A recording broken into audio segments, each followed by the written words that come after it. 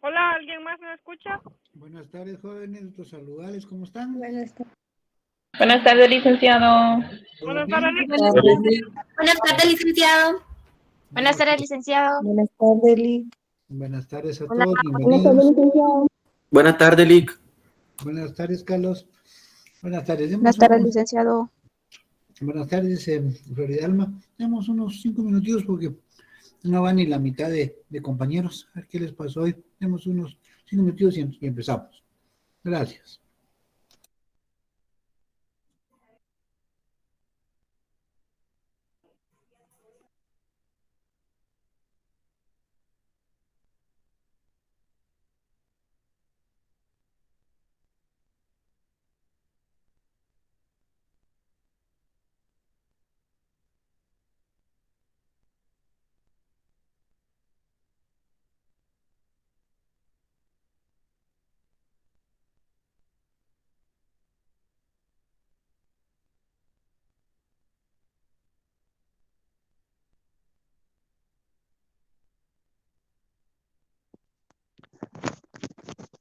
No se logra escuchar nada del curso.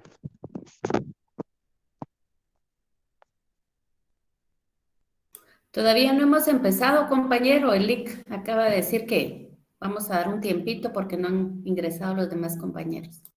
Ah, bueno, muy bien, gracias. que nos iba a dar tiempo para tomarnos el cafecito. Así es.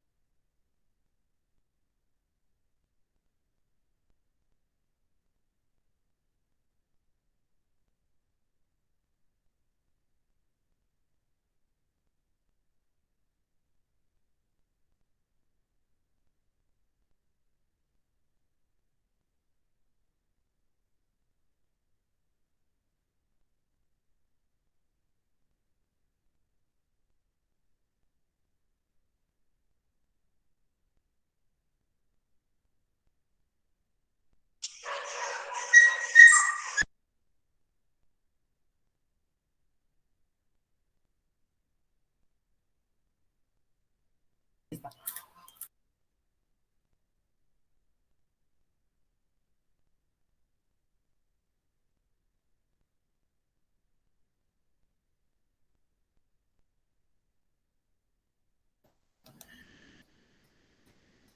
Bien, buenas tardes, jóvenes. Empezamos.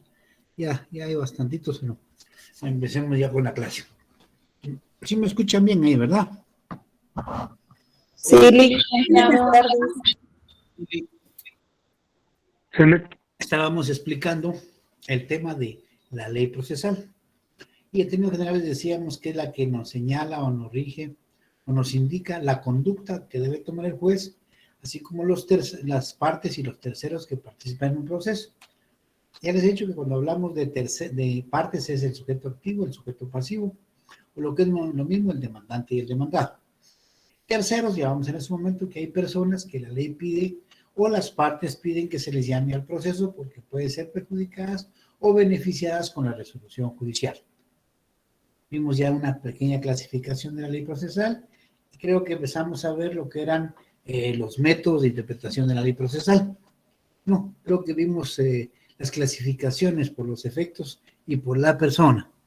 No se escucha mi voz, me dice Milton. Compañeros, ¿me escuchan?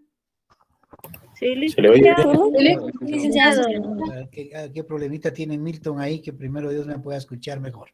Bien, entonces vimos por los efectos que produce y además de eso por las personas. Y vemos que las personas es la más sencilla, ¿verdad? La auténtica, la judicial y la ordinaria. Y por sus efectos en extractiva, restrictiva, analógica, derogatoria, es lo que vimos el otro día. Vamos a ver hoy los métodos que utilizamos para interpretar correctamente la ley. ¿Y dónde están los métodos? Pues en la ley del organismo judicial. Pero previo a ver los métodos, quiero que entendamos cuál es nuestro idioma oficial en Guatemala. ¿Dónde está regulado? ¿Cuál es el idioma que nos rige? Y lo tenemos en la ley del organismo judicial. ¿Quién nos hace el favor de darle lectura al artículo 11? Si no me escucha, me lo dice, me acerco más al micrófono. Por cierto, siento que me alejo de hoy y eso puede evitar que me escuchen correctamente. ¿Quién me ayuda? 11. A ver, sí, Carol, ¿me escuchamos? Dice artículo 11 de la ley del organismo judicial, dice idioma de la ley. El idioma oficial es el español. Las palabras de la ley se entenderán de acuerdo con el diccionario de la Real Academia Española, en la excepción correspondiente, salvo que el legislador la haya definido expresamente. Si una palabra usada en la ley no aparece definida en el diccionario de la Real Academia Española, se le dará acepción usual en el país, lugar o región de que se trate.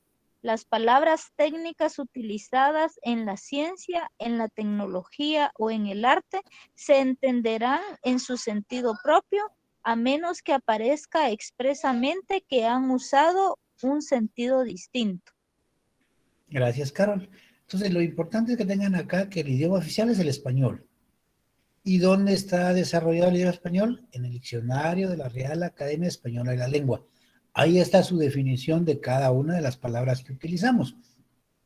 Y la misma ley establece que en algunos casos, pues el legislador la define expresamente, pero tiene que decir él en qué sentido debe entenderse esa palabra. Si no lo dice, es el diccionario de la Real Academia Española de la Lengua. Artículo 11, idioma oficial, es el español. No se les olvide. No hay una ley que esté en otro idioma que nos rija a nosotros en Guatemala o que venga del extranjero y nos rija, no se puede. Entendido cuál es nuestro idioma oficial, vamos a ver los métodos. Y aquí yo les había pedido que si tuvieran la oportunidad, regresaran un poquito a lo que es idioma español o el lenguaje, como también se le llamaba, y se le llama a ese curso. Y ahí están los métodos. Algo que vimos en la escuela primaria está en nuestra ley. Y hoy, pasados los años, lo encontramos en la universidad. Dicen, no, ¿cómo es posible? Claro que sí es posible. Todo es un sistema, todo está debidamente organizado. Y el primer método que encontramos es el método gramatical. Fíjense bien, gramatical, gramática, idioma español o lenguaje, como le quieran llamar, la gramática. La tenemos como primer método. El segundo método que tenemos es el método lógico. Bueno, aquí es el razonamiento que usa la persona de lo que está leyendo y cómo lo está interpretando y cómo lo está pensando. Recuerden ustedes que usamos mucho la palabra es lógico. Bueno, claro, es lógico. Si alguien estudia, ¿qué es lo lógico que va a ganar? Si alguien no estudió, ¿qué es lo lógico que va a perder? O sea, son razonamientos lógicos, razonamientos comunes que nos llevan a esas conclusiones. Esos son los dos métodos más importantes. Hay otros que también lo vamos a ver, pero de momento quedémonos ahí para seguir. Método gramatical y método lógico. Ahora bien, ese método lógico lo dividimos en dos métodos adicionales. Un método que se llama método sistemático y otro que se llama método histórico. ¿En qué consiste cada uno de estos métodos? Sistemático, bueno, todo el derecho es un sistema. Es como nosotros somos un sistema. ¿Se recordarán ustedes en sus cursos de ciencias naturales? Decían, bueno, el ser humano se compone de cabeza, tronco y extremidades. Es decir, todo está relacionado, la cabeza, el cerebro, luego con los demás órganos, que el tronco, el sistema digestivo, el sistema respiratorio, es decir, todo es un sistema. Nosotros, como seres humanos, somos un sistema que lo maneja desde luego el cerebro, ¿verdad? El movimiento de las manos, el movimiento de la palabra, los pies para caminar, las rodillas, todos somos un sistema. Cuando tenemos una lesión simple en un brazo o en una pierna o en cualquier otra parte de nuestro cuerpo, ya no es un problema. ¿Por qué? Porque somos todo un sistema. No somos una parte del sistema digestivo y no tiene nada que ver con el sistema respiratorio. No, todo está íntimamente relacionado. Lo mismo es acá. La ley es un sistema. Cuando ustedes van estudiando sus códigos, van a encontrar que está dividido en libros. Llamémosle partes, más sencillo. Es decir, un libro es una parte. Por ejemplo, en el Código Civil, el primer libro habla de todo lo relacionado con la persona.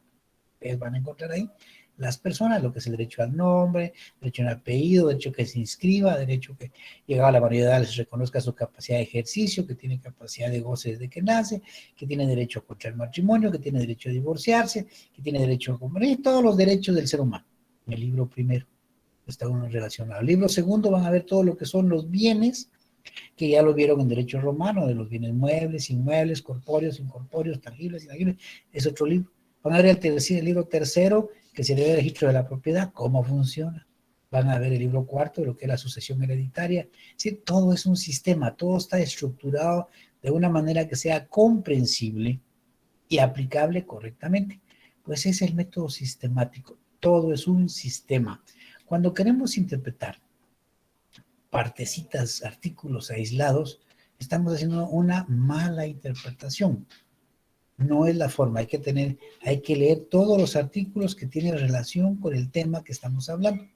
Si queremos saber lo que es derecho de alimentos, tenemos que leer completo ese capítulo.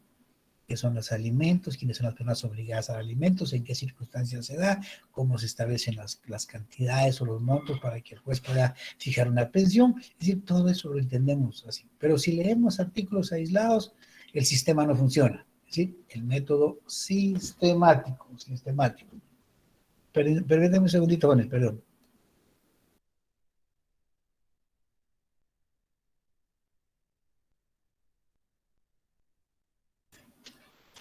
Disculpe, jóvenes, que me vinieron ahí a pedir algo. Bien. Eso es el método sistemático.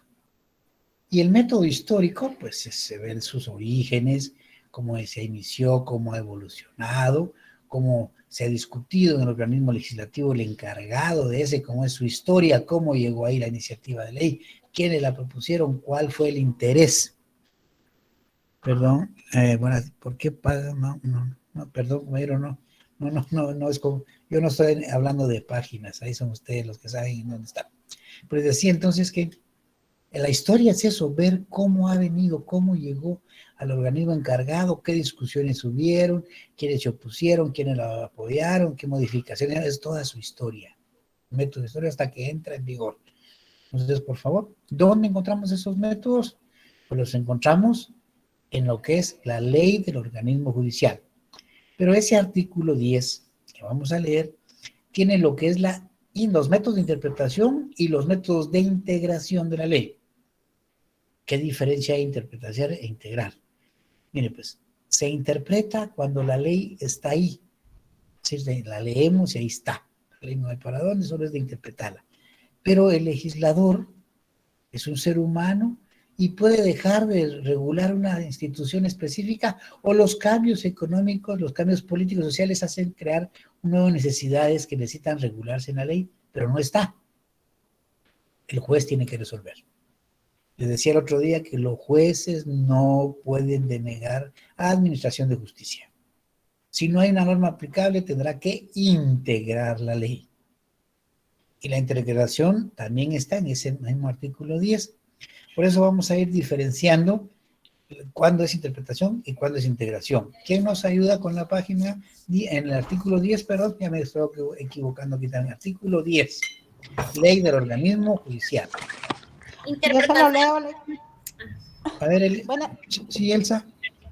Interpretación de la ley. Las normas se interpretarán conforme a su texto, según el sentido propio de sus palabras, a su contexto y de acuerdo con las disposiciones constitucionales.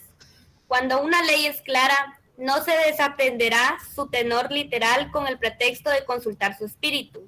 El conjunto de una ley servirá para ilustrar el contenido de cada una de sus partes, pero los pasajes de la misma se podrán aclarar atendiendo al orden siguiente.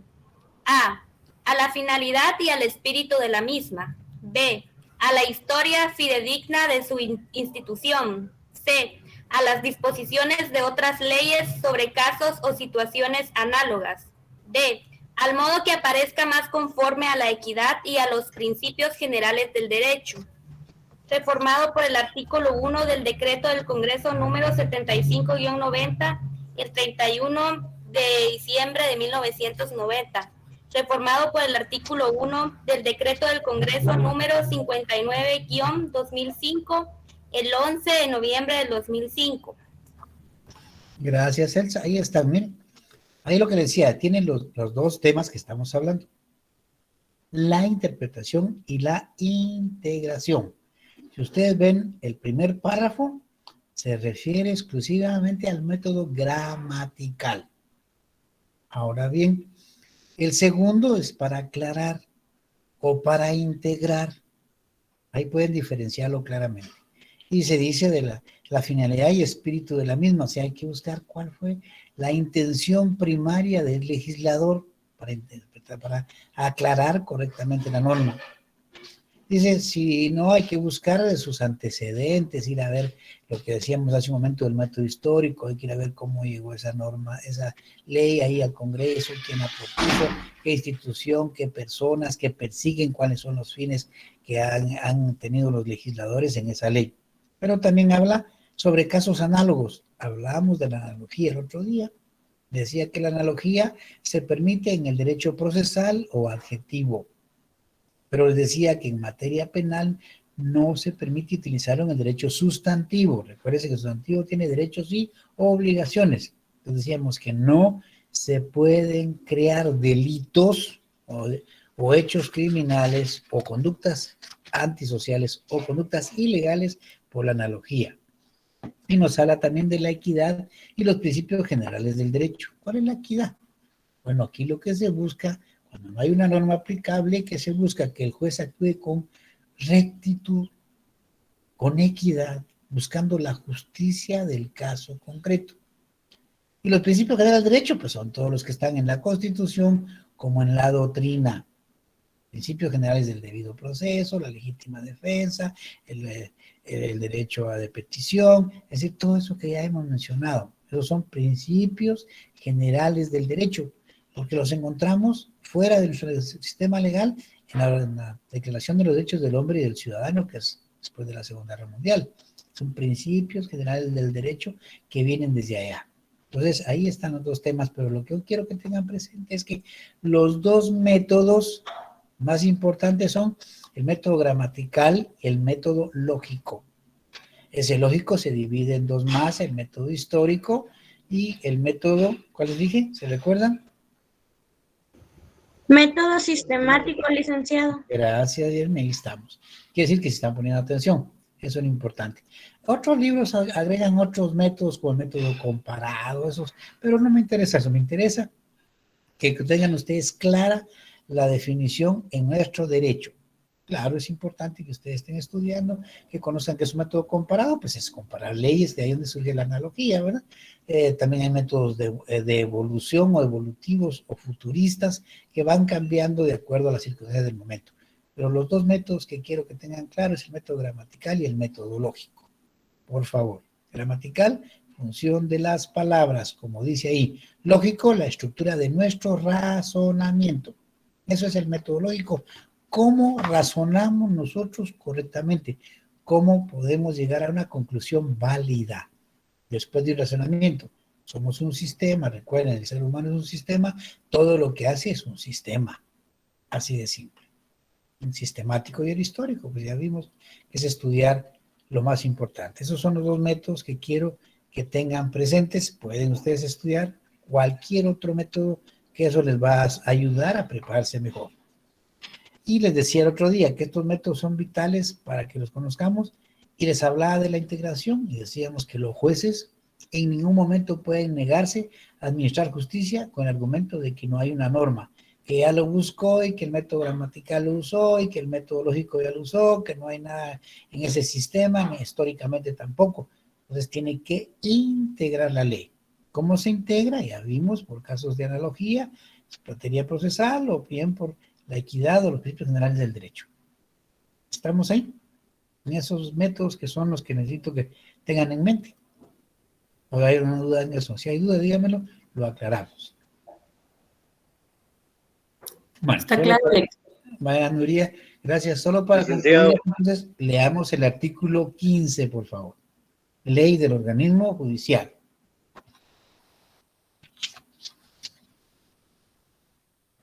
¿Quién me ayuda? ¿Te lo puedo leer, Lick? Por favor. Artículo 15. Obligación de resolver. Los jueces no pueden suspender, retardar ni denegar la administración de la justicia sin incurrir en responsabilidad. En los casos de falta, obscuridad, ambigüedad o insuficiencia de la ley, resolverán de acuerdo con las reglas establecidas en el artículo 10 de esta ley y luego pondrán el asunto en conocimiento de la Corte Suprema de Justicia a efecto de que, si es el caso, ejercite su iniciativa de ley. Espérenme, algo toqué aquí que los perdí. Pasó algo pasó. Aquí está, perdón. Tocando la computadora, cosas que no soy ningún experto en esto, pero ya estamos de nuevo. Bien, ¿está claro entonces? Los jueces no pueden denegar administración de justicia, no pueden alegar insuficiencia de la ley, no. Tienen que resolverlo. Están los métodos que dice la integración, poner en conocimiento de la Corte para hacer uso de la iniciativa de ley. ¿Estamos ahí? Bueno, veamos ahora lo que son los efectos de la ley procesal en el tiempo y en el espacio. Cuando hablamos de tiempo, estamos hablando de cuándo entra en vigor una ley, cuándo deja de tener vigor, es decir, cuándo nace, cuándo se muere, el principio de entrada en vigor. Vamos a ver también el principio de irretroactividad de la ley. Y vamos a hablar de la delegación en el espacio, cómo es que se aplica. Recordemos primero que nada que nuestra ley es eminentemente territorial. La ley en general es territorial. Quiere decir que se aplica en el territorio de Guatemala independientemente de la nacionalidad de las personas. Pero también se aceptan normas de derecho internacional porque Guatemala no vive aislada en el mundo. Pues Guatemala forma parte de un conglomerado de naciones, de un concurso de naciones en los que necesita relacionarse y reconocer derechos de otros ciudadanos de otros países. Leamos el artículo 5. ¿Quién nos ayuda con el 5? 5 de la ley judicial.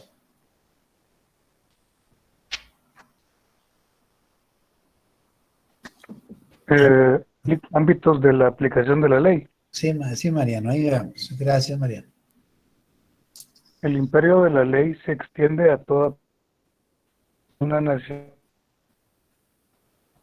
extranjera, residente o en tránsito, salvo las disposiciones del derecho internacional aceptadas por Guatemala, así como a todo el territorio de la República el cual comprende el suelo, el subsuelo, la zona marítima terrestre, la plataforma continental, la zona de influencia económica y el espacio aéreo, tales como los define las leyes y el derecho internacional. Gracias, Mariano. Yo no sé si le di gracias a Rosalind, pero si no, gracias, Rosalind, por su colaboración. Bueno, entonces la ley es eminentemente territorial. Se aplica a todas las personas que estén en el territorio, pero no olvidemos los tratados y convenios de materia internacional. Ya vamos a ver eso. Entonces, ¿cuáles son los principios que tenemos que tener en mente para la aplicación de la ley en el tiempo? Tiempo quiere decir días, meses, años, tiempo. El primer principio que debemos tener presente es el principio de entrada en vigor. ¿Cuándo entra en vigor la ley? ¿Cuándo empieza a funcionar para todos los ciudadanos? Pues la respuesta lo tenemos en la Constitución. Leamos, por favor, el artículo 180 de la Constitución. ¿Quién nos ayuda? El 180.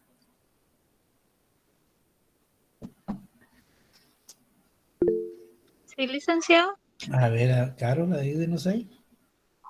Artículo 180 de la Constitución.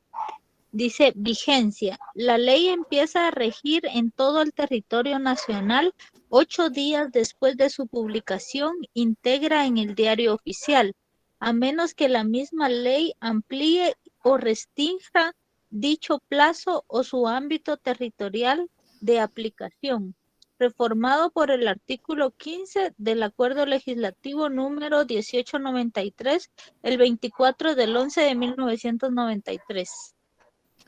Gracias, Carol. Entonces ya saben, la ley entra en vigor 8 días después de su publicación íntegra en el Diario Oficial, salvo que se amplíe o restrinja. Hay 2 métodos. ¿Quién se recuerda de esos 2 métodos que vieron en la Introducción al Derecho? Los 2 métodos para entrar en vigor. No se les olvide, ese se llama principio de... Licenciado, Sí, Jamie. yo recuerdo que es el método sintético y método sincrónico. Si estamos parcialmente, está bien, Jamie. Sincrónico y el otro se llama... A ver, ¿quién me ayuda ahí? ¿Perdón? Asincrónico. No, sincrónico es uno. Y a ver, Emerson. Gracias, Emerson. Sincrónico y... ¿Cuál es el otro? ¿Quién se recuerda? Es el método sucesivo. Sucesivo. Fíjense bien, 2 métodos. Sincrónico o sucesivo. Sincrónico quiere decir todos al mismo tiempo.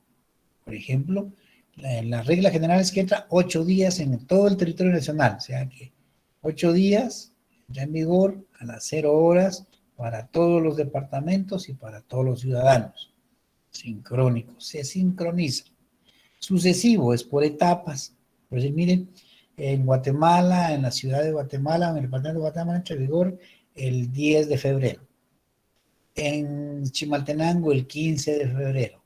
En Huehuetenango, el 20 de febrero. En Melpetén, el 10 de marzo. Eso es sucesivo. Puede ser también por horas. Me dicen, mire, entra a las 10 de la mañana, en otro a las 2 de la tarde. Es decir, eso es sucesión por sucesión. Son los 2 métodos, no se les olvide. La entrada en vigor, la Constitución dice 180, pero se puede cambiar en cuanto a sus lugares, en cuanto a su horario. Ese mismo artículo 180 lo encontramos regulado también en la Ley de Orden Judicial. ¿Quién nos ayuda ahí? Leamos, por favor, el artículo 6. ¿Sí, Jamie? Leeré el artículo, licenciado. Por favor, Jamie, gracias. Artículo 6. Vigencia de la ley. La ley empieza a regir 8 días después de su publicación íntegra en el Diario Oficial, a menos que la misma amplíe o restrinja dicho plazo. En el cómputo de ese plazo se tomarán en cuenta todos los días. Gracias, Jamie. Si los tienen ahí, pónganle, si están haciendo algún su pequeño resumen o tienen sus leyes en papel o algo, pónganle ahí, el 180 de la Constitución se relaciona con ¿cuál? Con el 6º o 6 de la Ley de Orden Judicial. Eso se llama principio de entrada en vigor o vigencia de la ley. Norma general, 8 días después de su publicación íntegra en el Diario Oficial. Principio de entrada en vigor. El otro se llama principio de abrogación. Recuerden ustedes que aprendieron lo que es la Licenciado, abrogación. ¿Sí, Emerson? solo tengo una duda. Es que estábamos hablando de los métodos de interpretación de la ley. El gramatical, el lógico, y el lógico se divide en dos, en el sistemático y en el histórico. Y ahorita Histórico. estamos hablando de principios de qué. Bueno, ahorita son los principios de aplicación de la ley en el tiempo. Y eso es parte de alguno de los dos métodos, ¿no? No, eso ya terminamos los métodos. Ahora Muy bien. es la aplicación de la ley procesal en el tiempo y en el espacio. Son dos subtemas distintos al que vimos de los métodos. Muy bien. Ahorita estamos viendo en el tiempo. Muy Entonces, bien. ¿de cuándo entra en vigor una ley? En el tiempo, días, horas, meses, semanas, lo que sea eso. En el tiempo, decíamos, la Constitución habla de 180 días después de su publicación íntegra en el diario oficial, pero dice que la ley puede restringir o ampliar eso. Entonces, hablábamos de los dos métodos, el método sincrónico y el método sucesivo. Eso es aplicación de la ley en el tiempo, días, semanas, horas, meses. También en lugares, ¿verdad? San Marcos, Quetzaltenango, Guatemala, Petén, en todos los lugares. Puede ser en la misma hora en todos los departamentos o distinta hora o distintos departamentos. Hay leyes que no se emiten para que entren en vigor en todo el país. Hay leyes que por circunstancias especiales se emiten solo para regular un problema que hay, por ejemplo, en Quetzaltenango, o un problema que se da solo en el Petén, solo es para que se aplique allá. Para un problema, por ejemplo, cuestiones de pandemias, de endemias o de violencia o algo lo que pueda ocurrir, no necesariamente tiene que ser en todo el país, puede ser solo en una parte. Esos son principios de entrada en vigor y ese 180, decíamos, se relaciona con el artículo 6 del organismo judicial, que es sobre lo mismo, principio de entrada en vigor. El segundo principio se llama de derogación o abrogación. Cuando ustedes estudiaron el derecho, les hicieron esa diferencia de derogación y abrogación parcial y total, ¿verdad? En el caso de nuestra ley, no hace esa distinción. Nuestra ley utiliza el término de derogación, independientemente si es total o si es parcial. ¿Pero a qué se refiere este principio? Que una nueva ley deja sin efecto la anterior para regular la misma materia. Puede ser total o puede ser parcial, derogatoria o derogación o abrogación. Entonces, no se les olvide que es el mismo principio, solo que la doctrina lo divide, nuestra legislación no. ¿Y dónde lo encontramos, por favor? Eso lo encontramos en el artículo 8 de la ley del organismo judicial. ¿Quién nos ayuda? Emerson, usted que ha estado ahí al tanto de la clase, ¿tiene por ahí su ley judicial para que nos ayude, Emerson? Sí, ahorita, licenciado. Artículo 8 dice derogatoria de leyes. Las leyes se derogan por leyes posteriores. Inciso A, por declaración expresa de las nuevas leyes. Inciso B, parcialmente, por incompatibilidad de disposiciones contenidas en las leyes nuevas con las precedentes. Inciso C, totalmente porque la nueva ley regule por completo la materia considerada por la ley anterior. Inciso D, total o parcialmente, por declaración de inconstitucionalidad dictada por sentencia firme de la Corte de Constitucionalidad, por el hecho de la derogación de una ley, no recobran vigencia las que hubiere derogado. Gracias, Emerson. Ese principio es el principio de abrogación o derogación. Cuando una ley deja de surtir sus efectos total o parcialmente porque una nueva ley lo sustituye. Pero hay algo importante. No se les olvide. Ahí, por ejemplo, si hay una ley el día de hoy que deja sin efecto una ley vieja, pero esta nueva ley la declara la Corte inconstitucional, la anterior no recupera su vigencia, no. El organismo encargado de eso tendrá que emitir una nueva ley para evitar lo que ustedes conocen como las lagunas en el derecho positivo, en lo que hablábamos un momentito de la integración de la ley. Sí, pero las leyes que ya fueron derogadas, bajo ninguna circunstancia vuelven a aplicarse, o es decir, vuelve a ser vigente, no. Se derogó. Si no hay una ley nueva por disposición de la Corte de Nacionalidad, pues el honorable Congreso tendrá que emitir una ley que regule esa materia, evitando caer en inconstitucionalidad. ¿Cuándo se cae en esa situación de inconstitucionalidad? Cuando la nueva ley es contraria a los principios que tiene nuestra Constitución. Por ejemplo, un ejemplo simple. La Constitución dice que por deudas no hay prisión. quiere decir que quien deba dinero nunca va a ir a parar preso. No debe, es una deuda. Pero si el organismo legislativo emite una ley diciendo que a la persona que adeuda X cantidad se le sanciona con tantos años de prisión, eso es inconstitucional.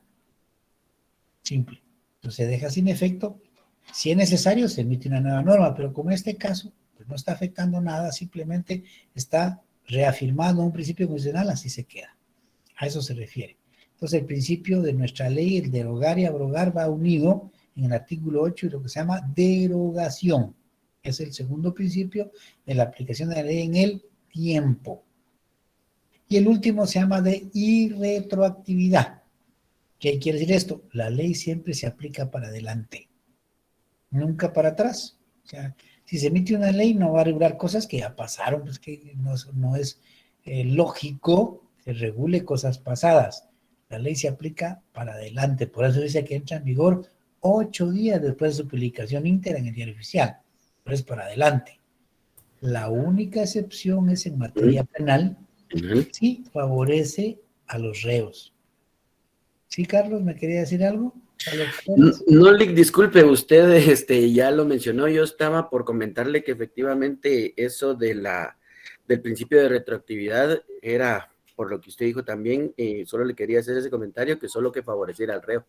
Así es, si favorece. Sí, gracias, Carlos. Si favorece, se aplica, por ejemplo, una persona, pongamos el primer caso más sencillo. La persona fue condenada, por decirle, por el delito, por ejemplo, digamos, de robo, perdón. Fue condenada, digamos, por el delito de robo, pero solo voy a contestar esta llamada, perdón.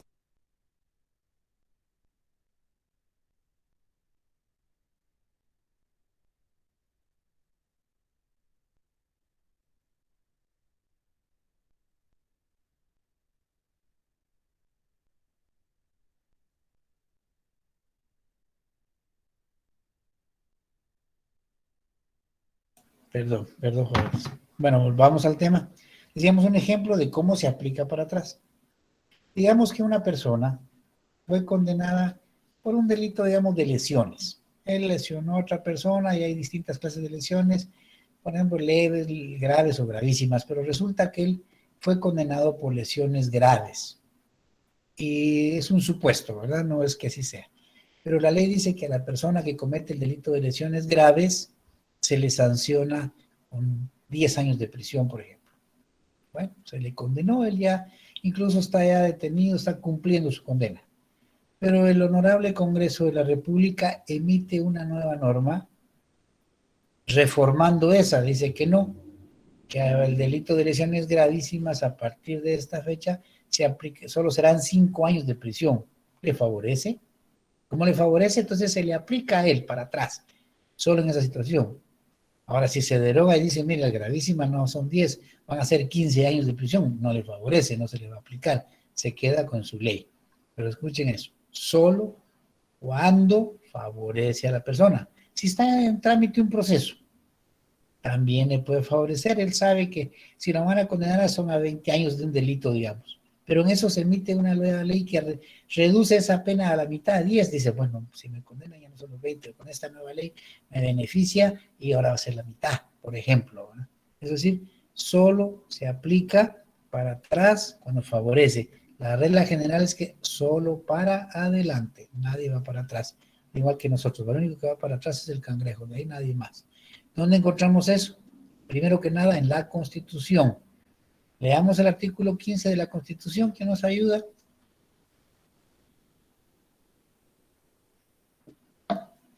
Artículo 15. Yo, licenciado. A ver, Jorge Mario, perdón, Jorge Mario. Ok. Está bien, licenciado. Artículo 15, y retroactividad de la ley. La ley no tiene efecto retroactivo, salvo en materia penal cuando favorezca al reo. Gracias, Jorge Mario. Ahí está claro. Pero ese mismo artículo se repite otra vez en la ley del organismo judicial. ¿Dónde lo encontramos? En el artículo 7. ¿Quién nos ayuda? Aparte de Jorge, que ya nos ayudó, ¿quién nos ayuda? Jamie, creo que ¿Lo puedo leer yo, Lick? Y retroactividad.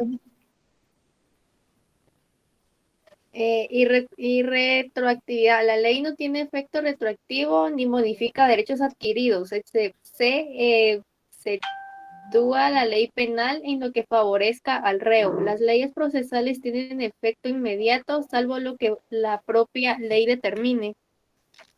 Gracias, Roselyn. Ahí estamos, mire, más claro no se puede. La ley se aplica siempre hacia adelante, siempre para regular situaciones futuras, salvo en materia penal, si favorece. Si no favorece, no. Eso es en cuanto a los principios de la ley, en cuanto a el tiempo. Si tienen ahí ustedes su apunte, por ejemplo, les decía hace un rato, en el principio de entrada en vigencia pueden establecer ahí claro que es el artículo 180 de la Constitución y poner a la par el artículo 6, dijimos, ¿verdad? 6 de la ley de judicial. Bueno, en el principio de derogación o abrogación de las leyes, pónganle ahí el artículo 8 de la ley judicial.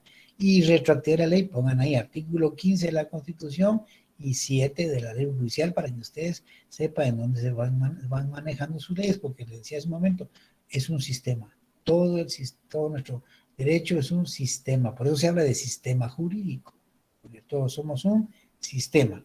Esos son los 3 principios de aplicación de la ley en el tiempo. Pero también se aplica en el espacio, territorio.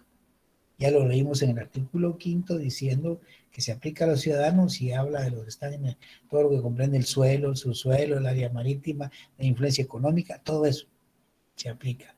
Eso se llama ley procesal en el espacio. Como decía hace un rato, Guatemala no vive solo. Guatemala es un país solito, no existe. Tiene relaciones con todos los países. Y hoy es mucho más fácil viajar que antes. Hoy ustedes viajan a cualquier país. Por ejemplo, van ustedes a México, pueden salir temprano de acá en un vuelo, si tienen la oportunidad, un vuelo aéreo, en 2 horas están en la Ciudad de México. Pueden irse, 6 de la mañana, llegan a desayunar a México, hacen sus gestiones y regresan a tipo 6 de la tarde o 7 de la noche, o 9, 10 están de regreso en Guatemala, y van allá, celebran negocios, compran, venden, los comerciantes van y vienen, o lo mismo que sucede en los Estados Unidos, ¿verdad? De aquí a Miami también son como 2 horas y media, 3 o menos, creo yo. Más fácil, pueden ustedes temprano ir a hacer negocios y regresar, o quedarse allá un par de días. Eso genera aplicación de leyes en el espacio. Si uno va afuera, ¿cómo lo van a tratar en cuanto a sus derechos? Si va a ir a comprar propiedades allá, ¿cómo lo van a tratar? Si vienen extranjeros aquí, ¿cómo los vamos a tratar nosotros? Si celebran contratos aquí los extranjeros. Ahí son normas de derecho internacional. Fíjense bien, eso lo dice el artículo 5. Y hay un código que se llama Código de Derecho Internacional Privado, que también se le llama el Código de Bustamante. En ese código se recogen 3 instituciones que regulan la aplicación de la ley en el espacio, en cuanto a las personas y en cuanto a los actos y los bienes. Fíjense, uno le llaman teorías, es la teoría de la personalidad de la ley, es una. La teoría de la territorialidad de la ley y otra que se llama locus regim actum. Locus regim actum. Bueno, la personalidad de la ley. ¿Qué quiere decir eso de la personalidad de la ley? Que la persona viaja, fíjense en eso, viaja con su ley. A donde él va, la ley lo acompaña. Eso lo conocemos como estatuto personal. Si yo voy afuera de Guatemala, me reconocen mi estatuto personal. Alguien viene de fuera, les reconocemos su estatuto personal y también se le conoce como los famosos derechos adquiridos. Leamos, por ejemplo, el artículo 24. ¿Quién no lee el artículo 24 de la ley del orden judicial para que entendamos en la relación en cuanto a estos métodos de derecho internacional? Permiso. Artículo 24. ¿Me das chance? Que he intentado 3 veces. A ver, Eric. Artículo 24, Estatuto Personal. El estado y capacidad de las personas y las relaciones de familia se rigen por las leyes de su domicilio. Bueno, ¿qué quiere decir esto?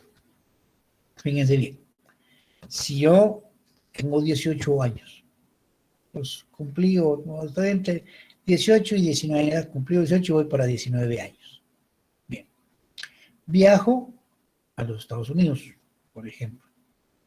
Todos tenemos la idea de que en los Estados Unidos la mayoría de edad es a los 21.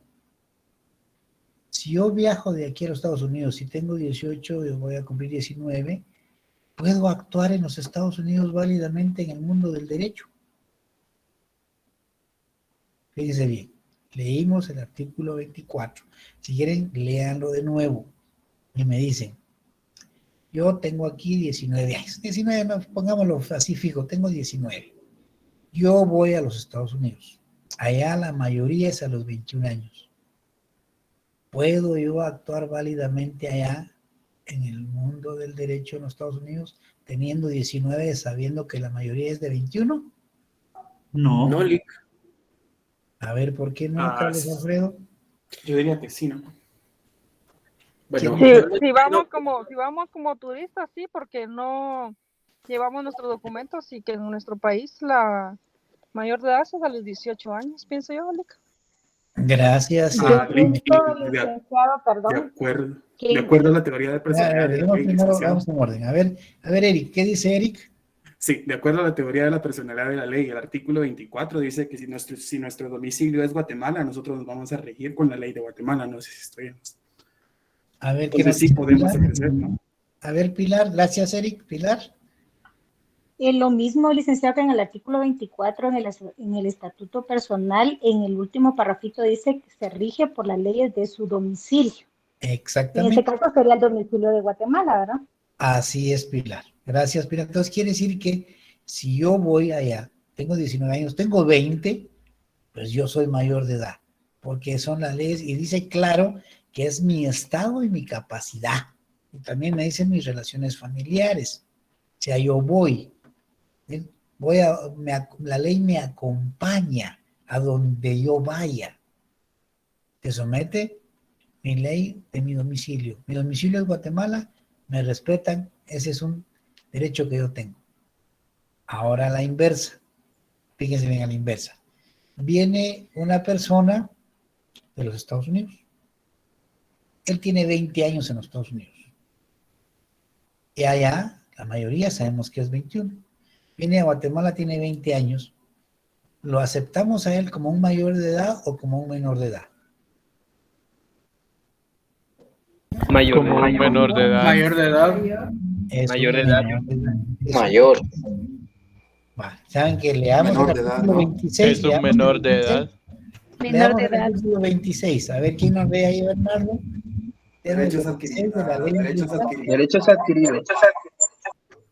El estado y capacidad de la persona individual extranjera adquiridos conforme a su ley personal será reconocido en Guatemala si no se opone al orden público.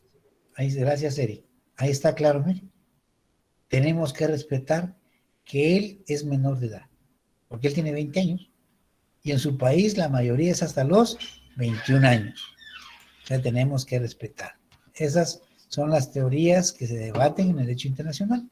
Entonces, en cuanto a las personas, a donde yo vaya, me respetan mis derechos. Si yo voy para allá, por ejemplo, al revés, digamos, si yo en Guatemala fuera la mayoría a los 18 y en El Salvador es a los 16, yo llego allá, tienen que respetarme, que aquí es hasta 18. Si yo no los he cumplido, no tengo capacidad. Si ya los cumplí, sí. Que allá tengan 16 es otra situación muy distinta. Ya no se les olvide. ¿Respetamos? Sí, Marielos. Perdón, tengo una duda. Si una persona que cumple 18 años en Guatemala emigra, pero como le llamamos de indocumentado a Estados Unidos, y tiene algún inconveniente allá, ¿también aplica? ¿O porque como ha cometido el delito de ir sin documentos, no le cubre eso allá? No, fíjese que lo que pasa es que a él lo deportan, porque él cometió una ilicitud al ingresar a un país sin estar autorizado para él. Lo mismo sucede acá. Si viene un extranjero a Guatemala y no tiene su documentación para estar, es deportado, no puede ejercer ningún derecho porque él está ilegal. Se refiere a cuando usted va en forma legal, normal. Si usted se va en esos grupos, esas caravanas, pues lo que sucede allá es que usted no está ingresando por una aduana, Usted está ingresando por lugares donde se está evadiendo la policía para tratar de llegar allá, y usted está allá y tratando de buscar un lugar donde trabajar. Inclusive ya ve que la gente que está allá y que trabaja no les reconocen derechos, si está ilegal. Sí. Y la primera Gracias, Lick. que tienen lo deportan. Entonces, si estamos ahí, nos vamos, Gracias, Lick. nuestra ley nos acompaña a donde vayamos. Personalidad de ley nos acompaña. Territorialidad de ley, reconocemos la ley de nuestro domicilio. Si viene extranjero, reconocemos sus derechos adquiridos. Eso es en cuanto a las personas. Pero ¿qué pasa con los bienes? Fíjense bien.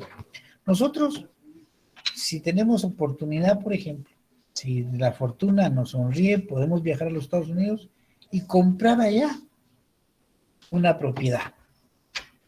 A la hora de un problema, ¿qué pasa? ¿Qué ley se va a aplicar?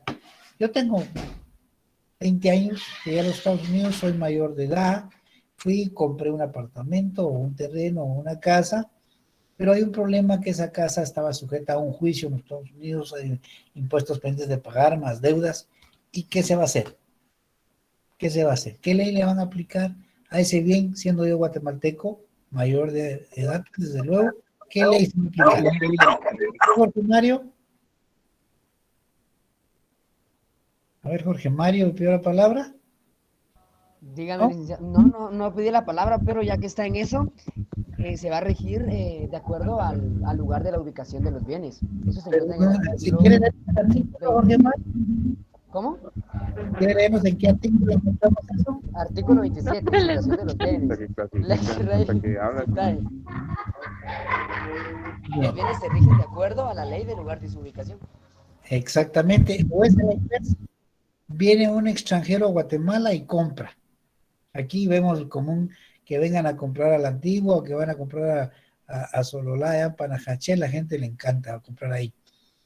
A la hora de un problema, él es extranjero, puede ser un estadounidense, un alemán o qué sé yo, pero como los bienes están situados en Guatemala, se aplica la ley de Guatemala. Y lo mismo sucede con cualquier otro acto o cualquier contrato. Fíjense en eso.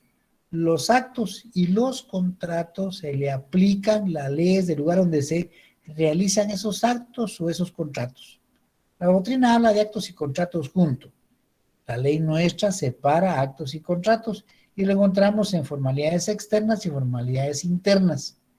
¿Dónde están eso? En el artículo 28 y 29. ¿Alguien quiere ayudarnos con el artículo 28 y 29? Formalidades. Sería formalidades externas de los actos.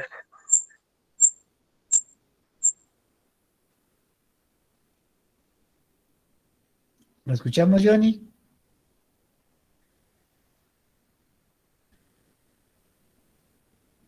A ver, ¿quién nos ayuda, Johnny? Que le pasó por su micrófono. ¿Quién nos ayuda? Artículo 28 dice, formalidades externas de los actos, dice. Locus regit actum. Las formalidades extrínsecas de los actos y negocios jurídicos se regulan de acuerdo a la ley del lugar de su celebración.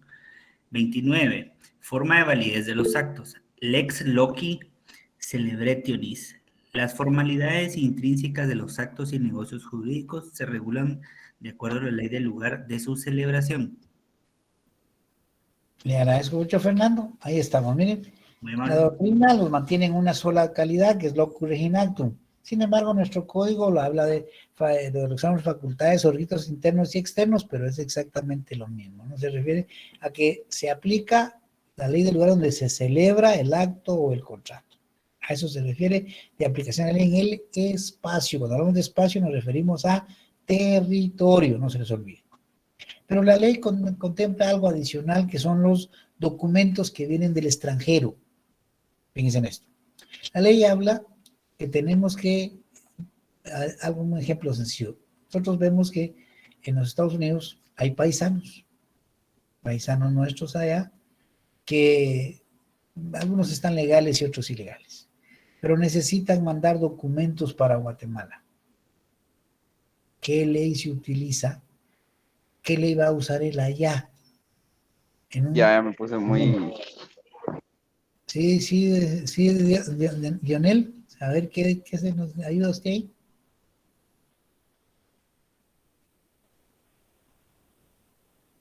No, bueno. Veamos, leamos el artículo 35. A ver quién nos ayuda ahí. No, con Lick, el perdón, es artículo. que esto se activó, entonces, No disculpe. tenga pena, Dionel. No, Dionel es usted, a Dionel. Sí, así es. A ver quién nos ayuda ahí con el artículo 35. Artículo 35 del derecho extranjero. Los tribunales guatemaltecos aplicarán de oficio cuando proceda las leyes de otro estado.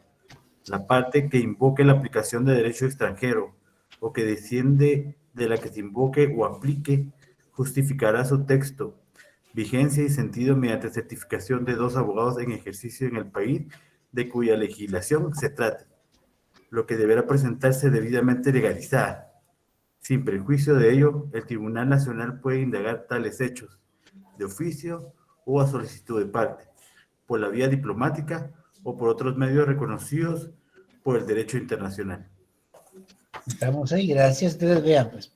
Esto se refiere a que si yo estoy en Estados Unidos, celebro un contrato allá y me vengo de Guatemala a que se cumpla, pues ¿qué ley le aplico? Pues es la ley de allá, de donde lo celebré. Es el derecho de allá. Y dice, mire, pero es que viene a decir, mire, no, ese contrato está mal. ¿Por qué? Porque la ley, aquí la ley es de Guatemala, no, pero es que lo otorgaron en México o lo otorgaron en los Estados Unidos. Tiene que aplicarse la ley de allá, tenemos que reconocer la ley de allá. Pero alguien dice, mire, pero esa ley allá no existe. Claro que sí existe. Fíjense bien, el principio es que todos los jueces y abogados conocemos el derecho. Se recordarán ustedes de aquel principio que les dije que era mero cruel del artículo 3. Leamos el artículo 3 de la ley para que lo entendamos mejor. 3, ¿quién nos ayuda con el 3 para recordar un poquito? ¿Me permite leerlo, licenciado? Sí, Jamie. Artículo 3. Primacía de la ley. Contra la observancia de la ley no puede alegarse ignorancia, desuso, costumbre o práctica en contrario. Entonces un juez, si van a pelear a un tribunal, el juez pues conoce la ley guatemalteca, porque la ley le ordena que no puede alegar ignorancia, máxima si es juez. Pero aquí están hablando de aplicar un derecho extranjero. Mira, es que yo apliqué ese derecho porque allá se celebró de acuerdo al derecho de allá y tienen que aplicarse acá. Entonces, el derecho, no se les olvide esto, el derecho no se prueba, salvo si es derecho extranjero, porque ninguno de nosotros, ni jueces, ni abogados, ni estudiantes, ni trabajadores de nada, está obligado a saber el derecho extranjero. Entonces dicen, mire señor, el derecho que le está invocando el señor no existe en los Estados Unidos. No existe, no existe. Entonces, ¿qué tiene que hacerse? Es el único caso en que el derecho tiene que probarse. Y ahí ese artículo 35, da las formas o los métodos de cómo una persona puede aplicar o exigir que se aplique el derecho extranjero. A ver, ¿cuáles son las formas que nos habló ahí? ¿Quién se recuerda de las formas que están ahí?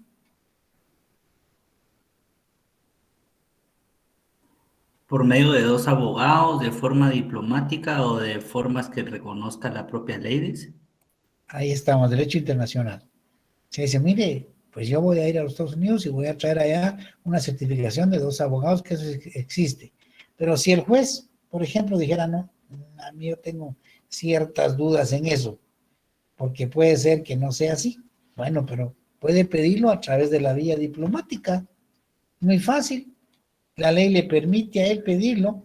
Y si leemos el artículo, ¿qué es? El 115. 115. ¿Qué nos sale el 115? Estamos en la ley del organismo judicial, 115. Permiso, Lic. Sí, escucho.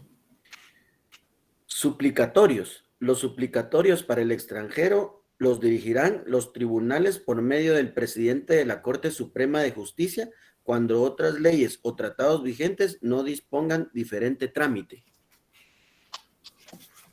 Creo que debimos haber leído primero para entenderlo mejor, perdone, ahí creo que cometí un error. Leamos el 114 para que era primero ese y después el otro para comprenderlo mejor. Pero Con leamos gusto. el 114. Con gusto, Lic. Artículo 114, comisiones. Los jueces y tribunales pueden comisionar para diligencias determinadas a otros de la misma o de inferior categoría, refiriéndose al de igual materia y de distinta localidad.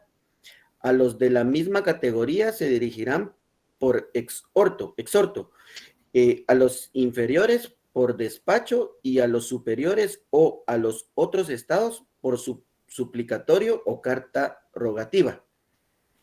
Bien, ahora leamos el 115 para que ya entendamos del suplicatorio o la carta rogativa. Artículo 115, suplicatorios. Los suplicatorios para el extranjero los dirigirán los tribunales por medio del presidente de la Corte Suprema de Justicia cuando otras leyes o tratados vigentes no dispongan diferente trámite. Gracias, Carlos Alfredo. Entonces vean, pues. A la orden. Recuérdense que mencionábamos y leímos ya lo que es la jurisdicción. Y decíamos que la jurisdicción es la facultad de administrar justicia. Y hablamos leímos en el artículo 58 cómo está distribuida esa jurisdicción en el caso de Guatemala. Y los jueces, por lógica, cada quien tiene su propia competencia. Y nadie tiene que inmiscuirse en el trabajo de otro. Pero muchas veces los jueces no pueden por sí mismos realizar algunas diligencias y tienen que pedirle a otro que lo haga. Por ejemplo, si se presenta una demanda aquí en Guatemala contra una persona que vive, digamos, en Huehuetenango. No, el juez no puede, el de aquí, no puede irse a Huehuetenango para que le vayan a notificar a esa persona. Él no puede, porque su competencia se limita al departamento de Guatemala. Entonces, ¿qué hace? Ahí le da la ley las opciones, o sea, por despacho o por exhorto, que cuando se aplica, cuando es despacho y cuando se aplica, cuando es exhorto. Cuando el juez se dirige a un juez de menor categoría que él, le ordena, le manda un despacho ordenándole, haga tal cosa, porque él tiene una jerarquía superior. Eso es un despacho. Le ordeno que vaya y le notifique a fulano de tal que vive en tal y tal dirección, a un juzgado de menor categoría. Si el juzgado de aquí es de primera instancia, el juzgado menor es de paz, así de simple, pues le ordena.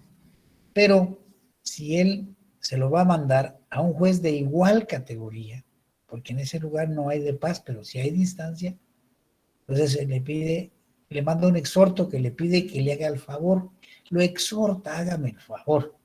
Yo no puedo ir, no le va a ordenar a uno de igual categoría, porque están al mismo nivel. Entonces manda el exhorto. Le exhorto, por favor, a que me haga esta notificación porque mi competencia no me permite ir allá. Ahora bien, cuando es para el extranjero, no es despacho, no es exhorto, se llama suplicatorio o carta rogativa, porque está suplicando, está pidiendo un favor que le hagan. Sí, así, pues dice carta rogativa, le ruego, ¿verdad? Carta rogativa, le suplico que me haga tal diligencia. Ahí dice cómo debe hacerse lo que leímos en el artículo 115. A eso se refiere. Perdón. Sí, mijo, perdón un ratito. Sí, mijo.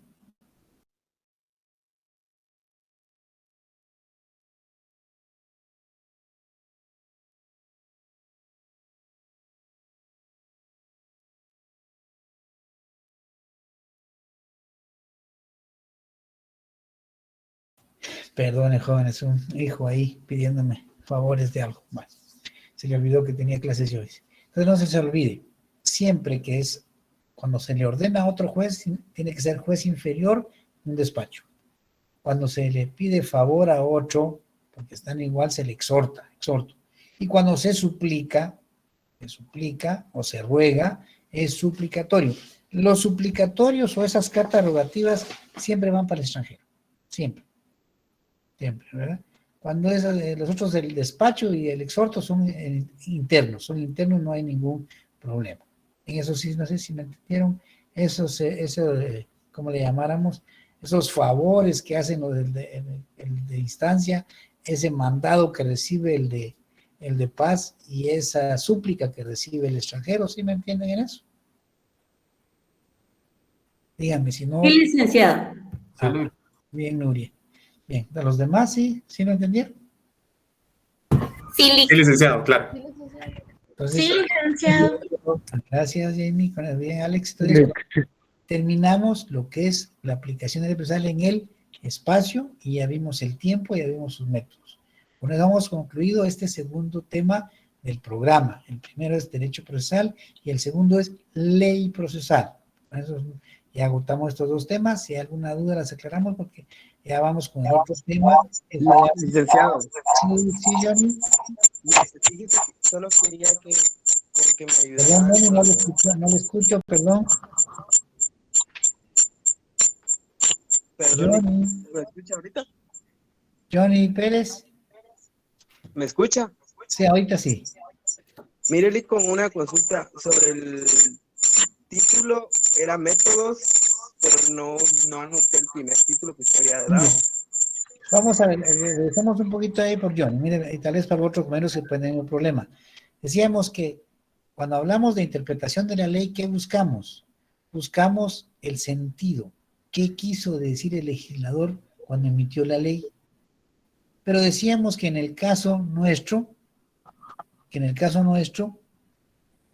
emite la ley? El organismo legislativo, o lo que es lo mismo, el Congreso de la República. Pero decíamos que no siempre la interpretación es la más adecuada, o las personas que estuvieron ahí ya no están, cambian, pero la ley, para evitar eso, nos da métodos para interpretar la ley, y nos da el método gramatical y el método lógico. El método gramatical se refiere a la función de las palabras. ¿Dónde encontramos la función de las palabras? Pues en el diccionario de la Real Academia Española de la Lengua, porque nuestro idioma oficial es el español. Si tenemos dudas de una palabra aquí, pues vamos a ese diccionario y ahí está su definición.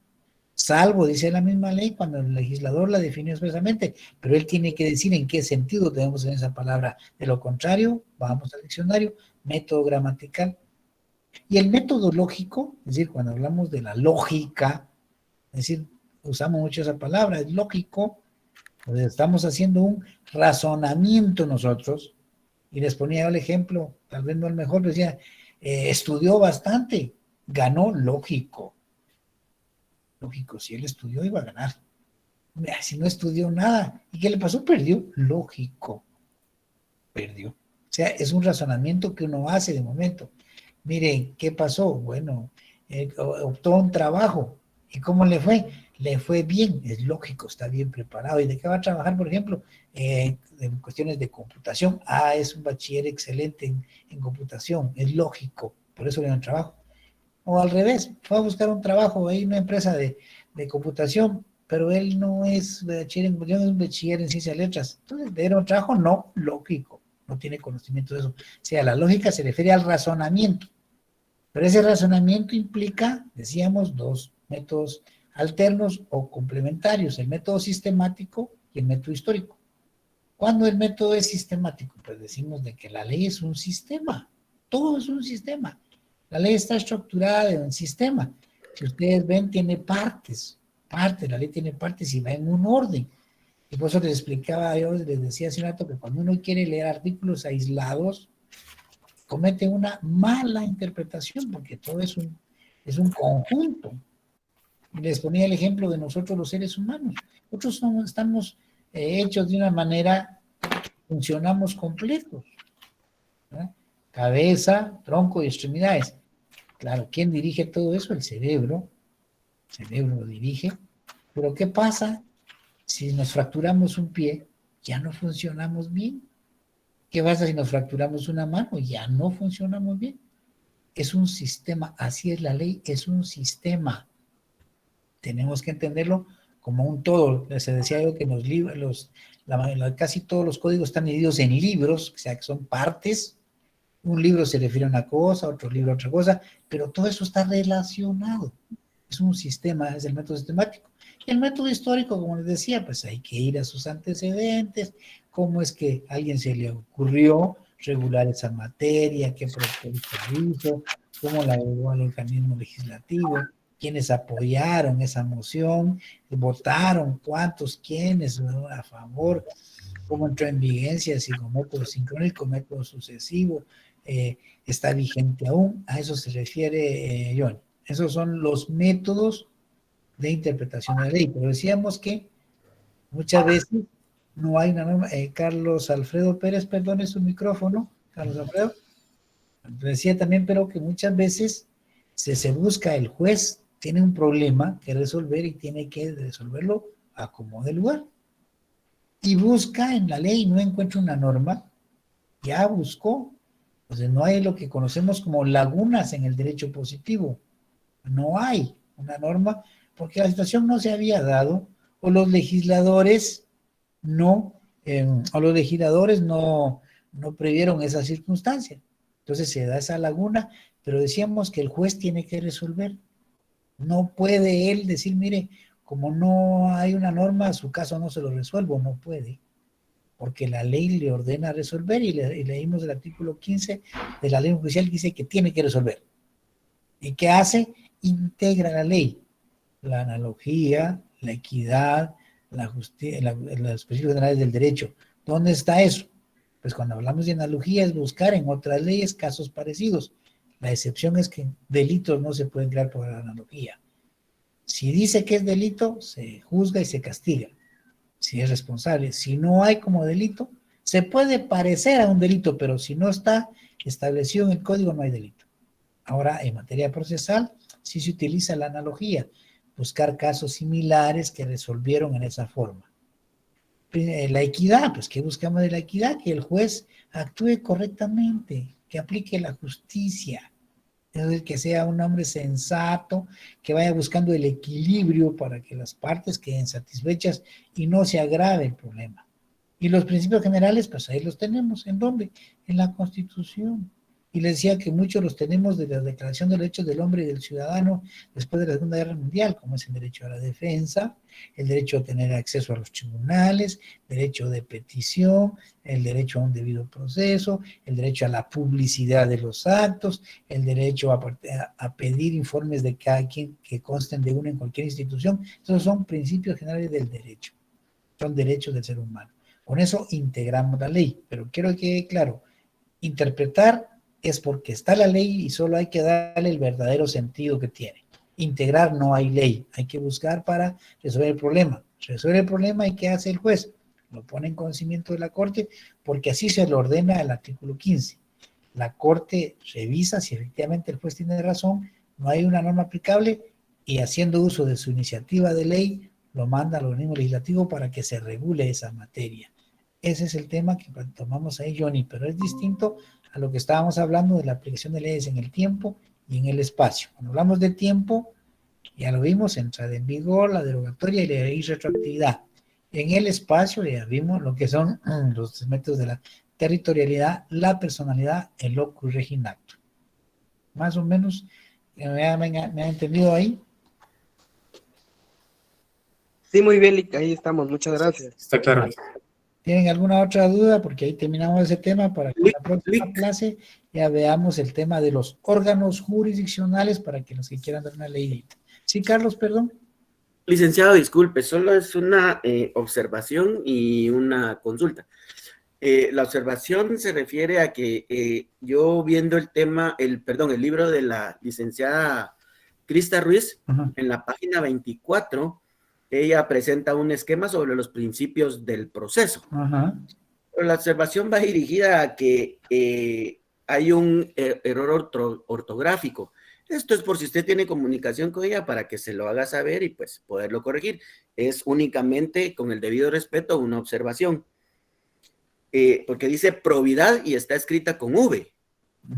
Pues bien, muy bien, me agrada su observación, Carlos, pero Carlos Alfredo, pero fíjese que yo ya tengo muchos años que la vi a ella y yo no sé si No. Ok, como le decía, solo era una Pero observación. bueno, para que los demás compañeros lo tomen en cuenta, que probidad es con la B, como le llaman, nosotros le llamamos en la escuela la B grande, ¿verdad? No la V, ¿verdad? La B grande. Sí, La consulta era si, fíjese que... No lo tengo, ¿verdad? Esa es una observación. ¿Y la otra consulta que era, Carlos? La consulta era, Lick, disculpe, si usted no tenía fecha de examen para el primer parcial. Fíjese que creo que ya la dieron, no me recuerdo si creo que sí, pero yo creo que estamos para el 20 y tantos del mes de febrero, pero se las confirmo en la próxima clase, ¿verdad? Muchísimas gracias, licenciado. Buenas noches. Buenas noches, Lick, que descanse. Feliz noche, Lick. Muchas gracias por todo. Buenas noches. Buenas noches, licenciado. Se cuida.